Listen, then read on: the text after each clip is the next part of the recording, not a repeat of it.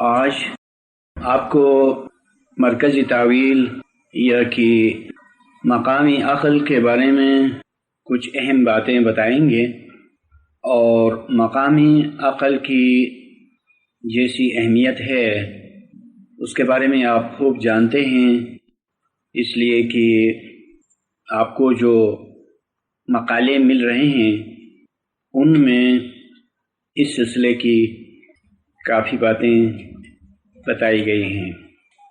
لہذا مقامی عقل کی اہمیت کے بارے میں آپ سے مومنین کو ذرا بھی شبہ نہیں، چنانچہ مقامی عقل یا کہ مرتبہ عقل تعویل کا ایک ایسا مرکز ہے کہ ساری تعویلیں رفتہ رفتہ اس میں جمع ہو جاتی ہیں، اور وہ مختلف طریقوں سے اور مختلف لفظوں میں جمع ہو جاتی ہیں، اس لیے کہ وہاں پر جو تعویلات کا مظاہرہ ہوتا ہے وہ کچھ ایسا ہے کہ معنوی طور پر قرآن کی ساری حکمتیں اس میں جمع ہو جاتی ہیں۔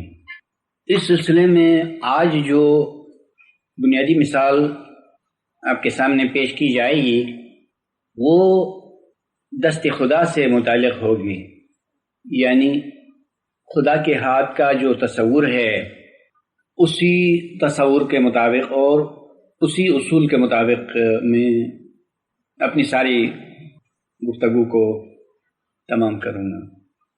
اور دین اسلام میں دست خدا کے تصور کا جو اہمیت ہے وہ تو ظاہر ہے، اور اس سلسلے کی ایک مثال بیعت ہے کہ آئی بیعت میں پیغمبر اکرم صلی اللہ علیہ وآلہ وسلم کے دست مبارک کو خدا کا ہاتھ قرار دیتے ہوئے فرمایا گیا ہے کہ جو رسول کی بیعت کرتے ہیں وہ خدا کی بیعت کرتے ہیں۔ اس سے یہ اصول مرتب ہو گیا کہ ہادی برحق کا ہاتھ خدا کا ہاتھ ہے، اور یہ اصول صرف مقامی ظاہر کے لیے مخصوص نہیں ہے، بلکہ یہی نمائندگی مقامی باطن میں بھی ہے۔ چنانچہ مقامات تو بڑے بڑے تین ہیں، مقامی ظاہر، مقامی باطن اور مقامی باطن کا باطن۔ مقامی ظاہر کا مطلب جسم ہے، اور باطن سے روح مراد ہے، اور باطن کے باطن سے عقل مراد ہے۔ چنانچہ جس طرح مقامی ظاہر پر ہادی برحق کو یہ درجہ حاصل ہے کہ آپ کا دست مبارک خدا کا ہاتھ ہے، بالکل اسی طرح سے مقامی روح پر بھی اور مقامی عقل پر بھی یہی مرتبہ آپ کو حاصل ہے۔ اور جیسا کہ آپ جانتے ہیں کہ پیغمبر اور امام کا نور ایک ہے، اس اعتبار سے بھی، اور امام پیغمبر کے جانشین ہیں اس اعتبار سے بھی، یعنی ان دونوں اعتبارات سے امام مقامی ظاہر میں بھی اور مقامی باطن میں بھی اور مقامی عقل پر بھی دست خدا ہیں، یعنی خدا کی مبارکات ہیں۔ اس قریب میں ایک مقالے کے ذریعے سے آپ کو یہ بات بھی بتائی گئی تھی کہ خدا فاعل بالذات نہیں ہے، یہ نہیں معلوم کہ یہ مقالہ آپ تک پہنچ گیا ہے یا نہیں۔ خدا فاعل بالذات نہیں ہے، یعنی خدا ذاتی طور پر کوئی کام نہیں کرتا، بلکہ خدا فاعل بالواسطہ ہے، یعنی خدا کا فعل واسطہ سے انجام پاتا ہے، بذات خود نہیں۔ اس کی وجہ یہ ہے کہ خدا بادشاہی حقیقی ہے۔ آپ دیکھتے ہیں کہ مجازی بادشاہ کسی بھی کام کو خود انجام دینا پسند نہیں کرتا، اس کے نمائندے ہوتے ہیں، گماشتے ہوتے ہیں، وزیر ہوتے ہیں، دیگر عملدار ہوتے ہیں اور نوکر ہوتے ہیں، خادم ہوتے ہیں۔ بادشاہ کے سارے کام انہی لوگوں کے ذریعے سے انجام پاتے ہیں۔ اور رسول نے یہ بھی فرمایا ہے کہ خدا نے اپنا دین اپنی مخلوق کی طرح بنایا تاکہ مخلوق سے دین کا استدلال کیا جائے اور دین سے اس کی وحدانیت کی مثال لی جائے۔ تو اس حدیث کے بموجب ہم سمجھ سکتے ہیں کہ خدا کی بادشاہی کیا ہے۔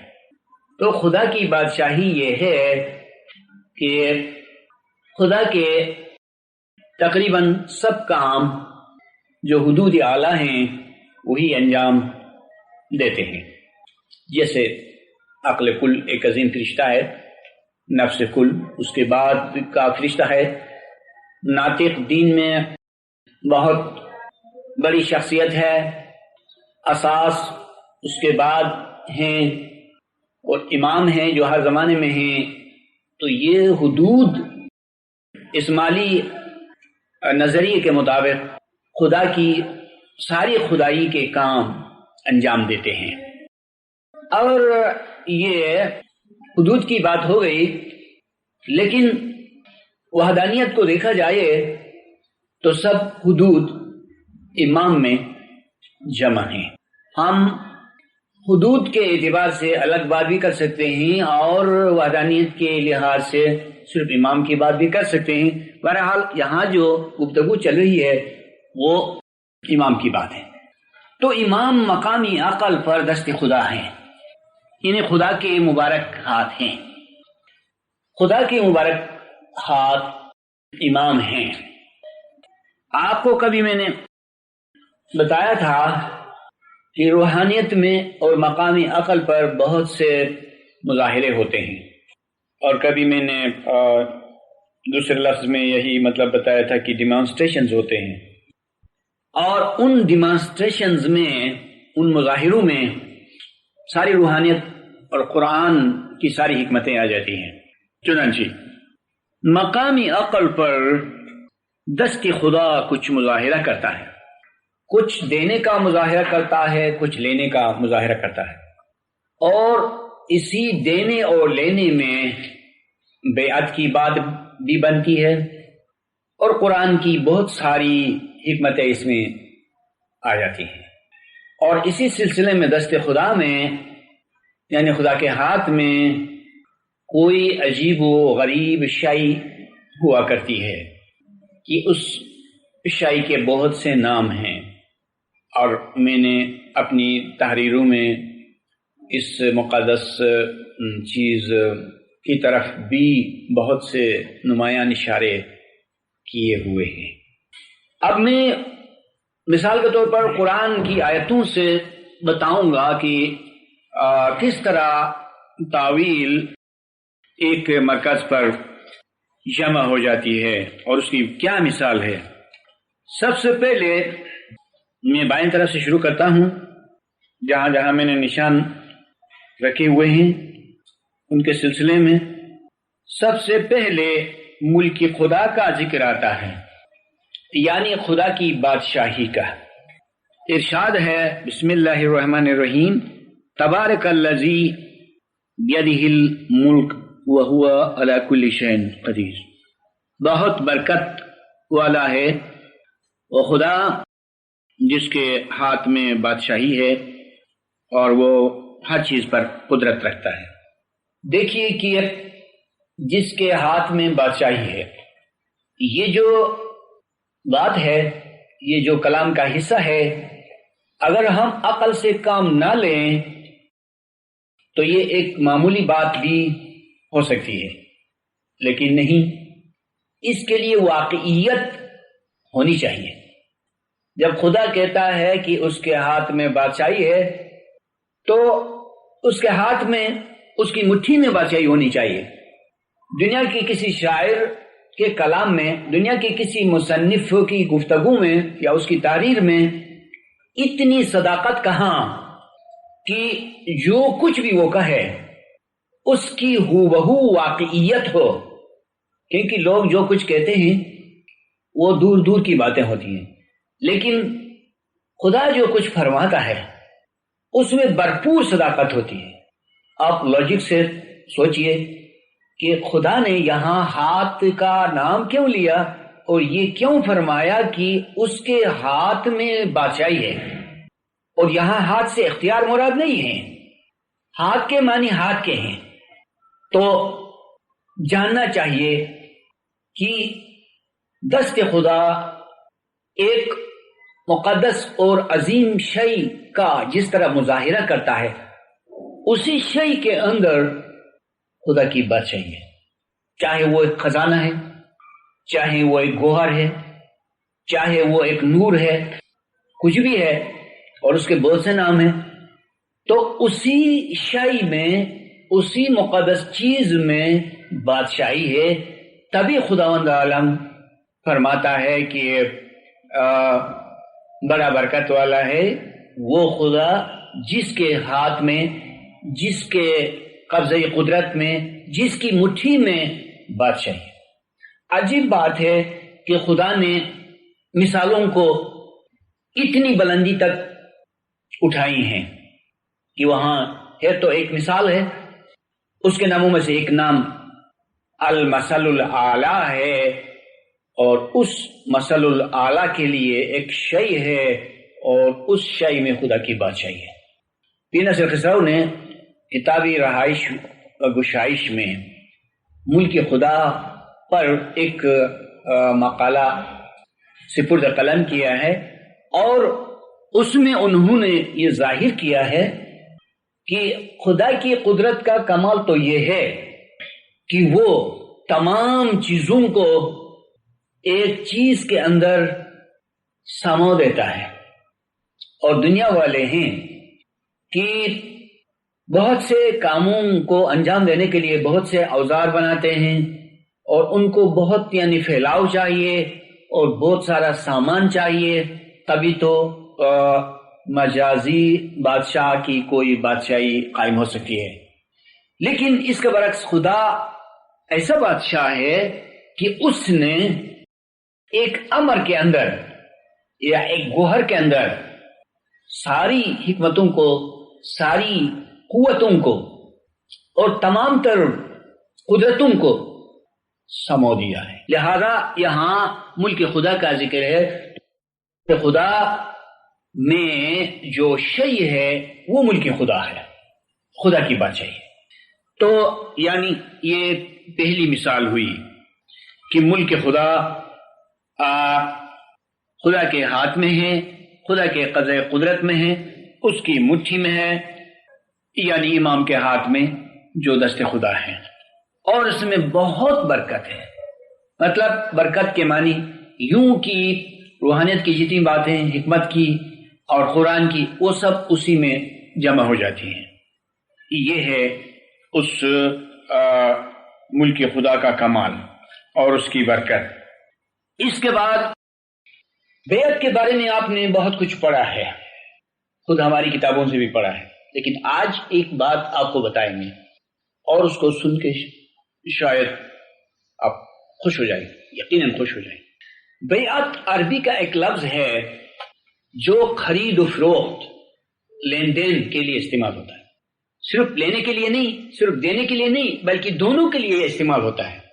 اور ایک آیت ہے جس میں ارشاد ہے کہ ان اللہ اشتری من المؤمنین انفسهم واموالهم بان لهم الجنہ، تاکہ اللہ نے مومنین سے ان کی جان کو اور ان کے مال کو خرید لیا ہے، سودا کیا ہے، اور اس سودے میں مومنین کو خدا بہشت عطا کرے۔ تو یہ ہے اس بیعت سے متعلق اور بیعت کی تشریح سے متعلق جو آیت ہے وہ یہ ہے۔ لیکن پھر میں عرض کرتا ہوں، واقعیت چاہیے، مقامی روحانیت پر اور مقامی عقل پر اس کا فیکٹ چاہیے، ڈیمانسٹریشن چاہیے۔ اگر سودا کیا ہے تو خریدار، دکاندار تو آمنے سامنے ہوتے ہیں، اس کا کوئی ڈیمانسٹریشن چاہیے، اس کا کوئی مظاہرہ چاہیے۔ مظاہرہ اس طرح سے ہوتا ہے کہ بڑے دیدار کے مقام پر خداوند دست مبارک میں کچھ گوہر لے کے آتے ہیں، ان کا مظاہرہ ہوتا ہے، اور ان گوہروں کا مطلب دو طرفہ ہے، تو کچھ ایسا ڈیمانسٹریشن ہوتا ہے کہ اس ڈیمانسٹریشن سے جاننے والا جانتا ہے کہ بس سودا ہو گیا۔ ان گوہروں میں ایک طرف سے بھیشت ہے اور دوسری طرف سے ان گوہروں میں مومن کی جان ہے اور اس کا مال ہے۔ جس طرح یہ لفظ ہے بیعت کا لفظ دو طرفہ، اس کے معنی ہوتے ہیں خرید و فروخت۔ تو اس خرید و فروخت کے لیے امام جو دست خدا ہیں جس طرح وہ ڈیمانسٹریشن کرتے ہیں تو اسی سے بیعت کی واقعیت ہو جاتی ہے۔ تو یہ یعنی بیعت کی انتہا ہو جاتی ہے۔ یہ ضروری نہیں ہے کہ ہر مومن اپنے سودے کو دیکھے، لیکن وہ چاہے تو دیکھنے کا ایک مقام ہے کہ کس طرح یہ سودا ہوتا ہے، بیعت کس طرح ہوتی ہے۔ شروع میں نے کہا تھا کہ آج میں ایک ایسا فارمولا آپ کو بتانا چاہتا ہوں کہ وہ فارمولا طویلات کو جو ہیں اپنے اندر سموتا جاتا ہے۔ تو آج ہم نے شروع کیا ہے، اگر اس کو چلائیں تو قرآن میں کوئی آیت نہیں ہوگی جو اس اصول سے، اس کلیے سے، اس فارمولے سے باہر ہو، کوئی نہیں۔ اگر ہم وقتی طور پر نہیں سمجھتے ہیں تو یہ ہماری چھوٹی سی عقل کی بات ہے، اور اگر ہم سمجھتے ہیں اور غور کرتے ہیں اور امام جو ہے عنایت کرتے ہیں تو اس کا نتیجہ یوں نکلے گا کہ کوئی آیت اس فارمولا سے، اس کلیہ سے باہر نہیں جائے گی، کوئی آیت اس سے باہر نہیں جائے گی۔ دیکھا کہ اسماعیلی مذہب کے اندر قرآن کی واقعیت، اس کی حقیقت کس حد تک ہے کہ اگر قرآن میں لینے کی بات ہے تو لینے کا ڈیمانسٹریشن ہونا چاہیے، اور دینے کی بات ہے تو دینے کا ڈیمانسٹریشن ہونا چاہیے، اور ہاتھ کا ذکر ہے تو کسی ایک مقام پر ہاتھ کا مشاہدہ ہونا چاہیے، مال کا ذکر ہے، جان کا ذکر ہے تو کسی نہ کسی صورت میں وہ بات واقع ہونی چاہیے، چونکہ خدا نے فرمایا ہے کہ وَتَمَّتْ كَلِمَةُ رَبِّكَ صِدْقًا وَعَدْلًا۔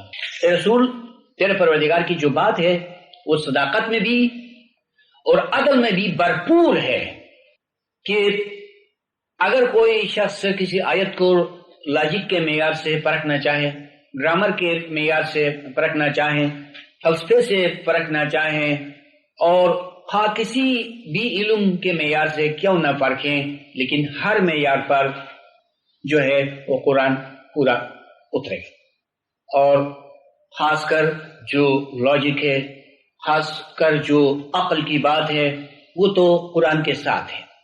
تو یہ بیعت ہے کہ بیعت میں بالکل خداوند عالم دست مبارک سے لین دین کرتا ہے، اور مومن کی جان کو اور اس کے مال کو موتیوں کی شکل میں لیتا ہے، اور جنت کو انہی چیزوں میں عطا کر دیتا ہے۔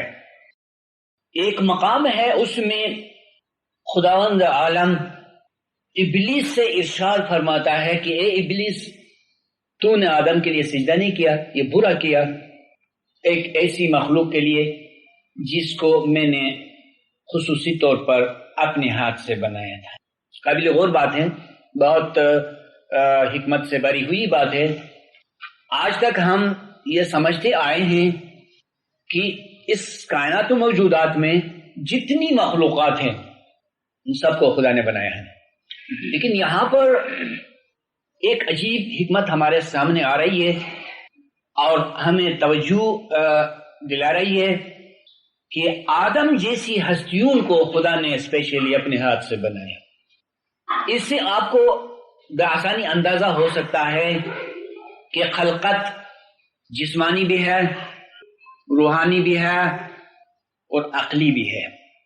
انسان کی تخلیق، کریشن ہوتی جاتی ہے، ایک کریشن کے بعد دوسری کریشن، اور قرآن کی آیات کو پڑھیں تو آپ کو معلوم ہو جائے گا۔ ہم کبھی ایک ڈراپ ہوتے ہیں، پھر خون ہوتے ہیں، لوتڑا ہوتے ہیں، علی ھذا القیاس چھوٹا سا بچہ ہوتے ہیں، تو اس وقت بچہ کچھ بھی نہیں جانتا ہے۔ تو ان تمام مراحل کو خدا نے یعنی تخلیق کہا، کریشن کہا، لیکن اس کی تخلیق وہاں جا کر مکمل ہو جاتی ہے کہ ایک مومن عقلی طور پر موجود ہو گیا، اور وہ مقام بہت ہی اعلیٰ ہوتا ہے۔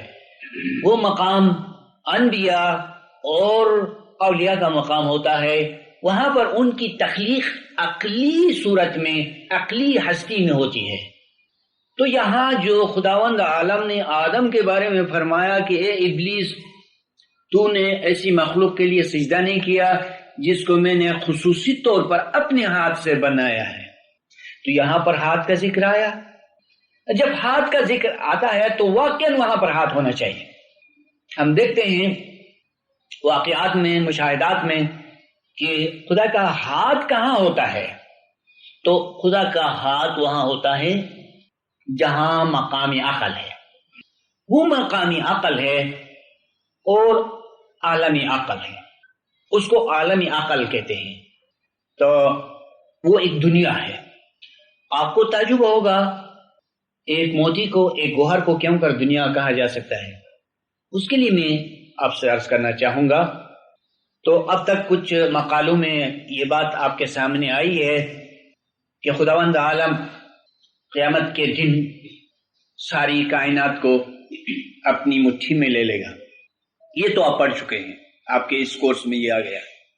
اس کا مطلب یہ ہوا کہ خداوند عالم جسمانی عالم کو روحانیت کے اندر سمو دے گا اور روحانیت کو عقل کے اندر سمو دے گا۔ اس کا مطلب یہ ہوا کہ پوری کائنات و موجودات کی قدریں، ویلیوز اس گوہر میں سمو دے گا جس کا یہاں ذکر چلتا ہے۔ اس کے یہ معنی ہوئے کہ ساری تعویل وہاں جمع ہو جائے گی۔ اس کے یہ معنی ہوئے کہ خداوند عالم قرآن میں جو کچھ کہنا چاہے گا اعلیٰ درجے پر، تو اسی چیز کے ناموں میں سے ایک نام کو یوز کرے گا۔ کبھی خزانہ کہے گا، کبھی کتابی مکنون کہے گا، کبھی فضل کہے گا، کبھی ملک کہے گا، علی ھذا القیاس۔ اور قرآن میں جب پہاڑ کا نام آئے تو اس میں ہمیں یہ تعجب نہیں ہونا چاہیے کہ پہاڑ بھی ایک گوہر کی صورت میں ہے۔ جب پوری کائنات ایک گوہر کی صورت میں آ سکتی ہے تو پھر ایک پہاڑ کے ایک گوہر کی صورت میں آنے میں کیا تعجب ہو سکتا ہے؟ تو ابلیس سے خدا نے کہا کہ اے ابلیس، تم کو کیا ہوا ہے کہ تم سجدہ نہیں کرتے ہو ایک ایسی مخلوق کے لیے جس کو میں نے خاص طور پر اپنے ہاتھ سے بنایا۔ اس کے دوسرے رخ سے ہمیں ایک اور حکمت کا پتہ چلا۔